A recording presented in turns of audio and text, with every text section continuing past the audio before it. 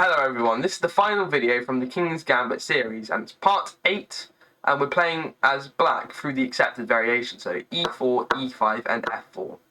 E captures on f4, knight to f3 and knight to f6. e5 pushing forwards to attack this f6 pawn, and we move away the knight to h5 while still defending this pawn on the d4. So now from here, white moves with knight to c3, which builds up a strong centre with the other knight and the pawn. So we have d6 challenging the centre, as we have bishop to c4, which attacks this weak f7 pawn. D capture on e5, knight capture on e5, which double attacks this f7 square, and we have queen to h4 with check.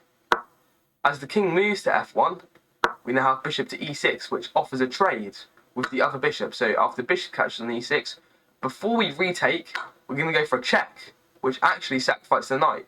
As the point is, if you capture with this pawn, the rook is simply going to be hanging, as you can see here, and the king only has one square to go to defend the queen. Actually, the knight is actually defending this, so it doesn't matter what square you go to in this position, but it's a bad position from white. As you can see, their whole side is battered, and eventually this pawn is going to free capture this bishop on the square.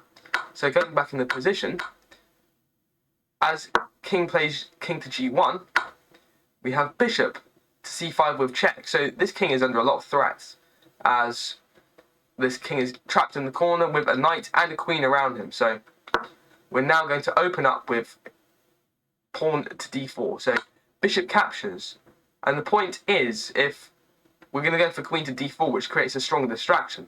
However, if the move, so going back in this position, if, for an example, bishop to e3 was played in this position, so defending, you'd sacrifice the bishop, so this would simply be a checkmate. So going back, in this position here, the queen has to take, so queen captures on d4, and we now have a check from the knight. So the point is, this queen is going to be picked up, so the knight actually takes this position, but when the knight takes, we're simply going to go for queen to e1, and that's a checkmate.